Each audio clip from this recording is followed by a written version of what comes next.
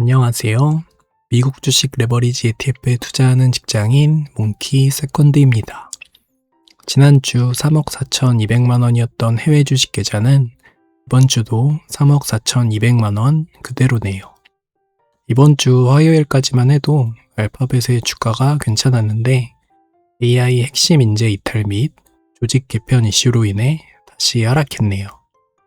사실 소액주주 입장에서 이런 개별주 리스크는 그냥 그대로 감내할 수밖에 없어서 아무쪼록 이 위기를 잘 극복했으면 하네요. 다만 인재들이 계속 오픈 AI나 엔트로픽으로 가는 건 AI 모델의 기술력과 점유율에 영향을 미칠 수 있으므로 예의주시해야 할 것 같아요.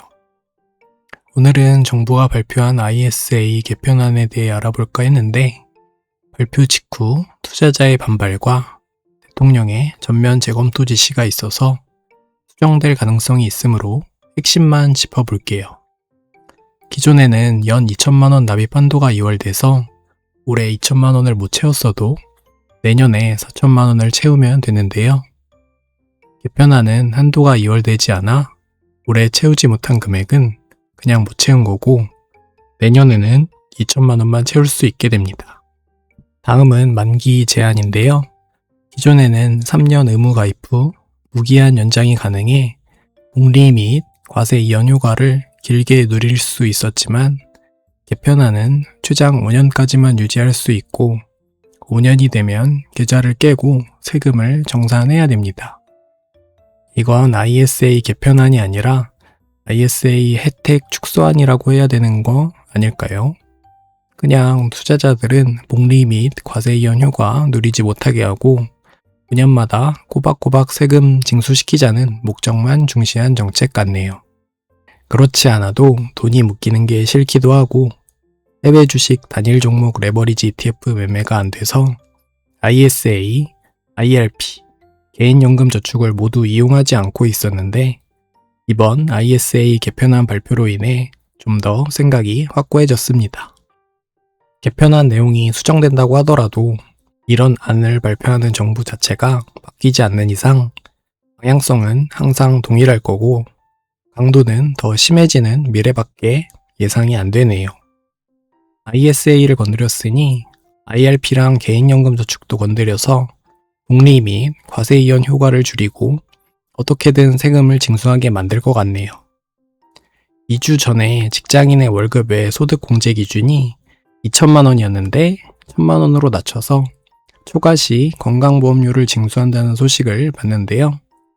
이미 배당금을 수령할 때 배당 소득세 15.4%를 징수하는데 거기에 건보료를 또 내라는 건 그냥 배당 소득세를 올린 거나 다름이 없는 거 아닌가? 라는 생각이 들어서 화폐 가치는 떨어지고 물가는 계속 오르는데 정책은 거꾸로 가네 라는 생각이 들더라고요.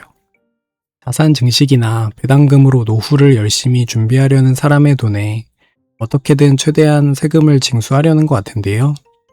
예전에 한국을 탈출하는 10억 이상 자산가들이 연 2,400명이라는 기사를 봤었는데 기껏 자산 증식과 배당금으로 노후 대비를 마쳤는데 세금으로 다 징수당하게 된다면 저라도 떠나고 싶겠더라고요.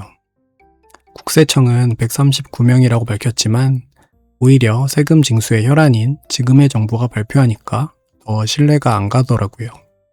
세금을 납부해줄 자산가가 떠나면 안 되니까 수치를 낮춰서 발표한 게 아닐까 싶더라고요. 저번엔 퇴직연금 기금화 제도 얘기까지 나왔었는데 진짜 어디까지 건드릴지 걱정이 많이 되네요. 자산 증식과 노후 대비를 위해 노력하시는 분들은 더 많이 벌기 위해, 더 많이 아끼기 위해, 더 많이 불리기 위해 열심히 살아오셨을 것 같은데 아무쪼록 이분들의 동기부여나 의욕이 너무 꺾이지 않았으면 좋겠네요. 마지막으로 ISA, IRP, 개인연금 저축을 하지 않고 해외 주식에 직투하는 이유에 대해 말해볼게요. ISA는 일반형 기준으로 200만 원의 비과세 혜택이 있고 초과 수익은 일반 금융소득세인 15.4%보다 낮은 9.9%로 분리과세됩니다. 개인연금저축과 IRP는 연말정산 때 환급받는 세액공제의 효과와 만 55세 이후 연금으로 수령할 때 일반 소득세 15.4%보다 낮은 3.3%에서 5.5%의 연금 소득세율이 적용됩니다. 효과만 놓고 보면 이용하면 참 좋은 절세 제도인데요. 다만 ISA는 만기까지 3년에서 5년 정도 돈을 묶어둬야 하고 개인연금저축과 IRP는 최소 만 55세까지 돈을 묶어둬야 합니다. 하지만 저는 30대, 40대에 빠르게 자산을 증식하여 조기 은퇴를 해서 파이어족으로 사는 게 목표이기 때문에 ISA의 비과세 혜택과 분리과세 효과, 그리고 개인연금저축과 IRP의 세액공제 효과와 연금소득세율 효과보다 더 높은 시장 수익률을 추구하는 게 낫다고 생각했습니다. 솔직히 말하면 장기간 돈을 예치해서 받는 비과세, 분리과세, 세액공제, 과세 이연 효과보다 경제 위기 때 저점을 잡아서 TQQQ, 속셀 같은 지수 3배 ETF에 투자하거나 안정적이면서 폭발적으로 성장하는 구글 같은 단일 종목 2배 레버리지 ETF에 투자해서 성장주의 폭발적인 성장률을 추구하는 게 더 효과가 크다고 생각해요. 근로소득이 있는 동안에 높은 변동성과 MDD 같은 리스크를 감당하면서 성장주의 폭발적인 성장률로 자산을 퀀텀 점프시키면 보다 빠르게 조기 은퇴하여 인생에서 자유롭게 살 수 있는 시간을 늘릴 수 있고 먹고 싶은 것을 언제든 사 먹고 여행도 가끔씩 다녀올 수 있는 풍요로운 생활을 누릴 수 있으니까요.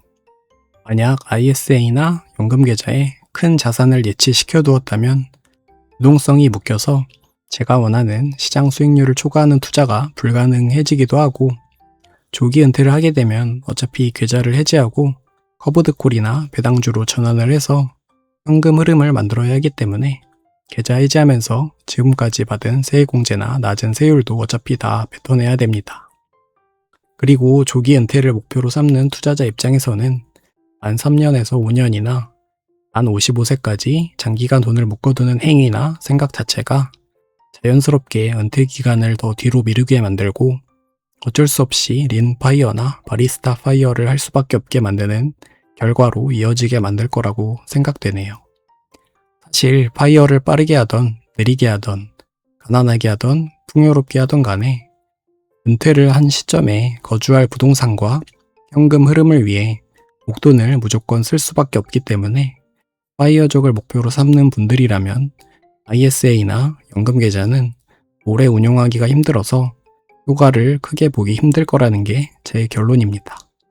아무튼 본인의 목표나 감당 가능한 리스크에 맞춰서 모두 성공 투자하셨으면 좋겠습니다. 감사합니다.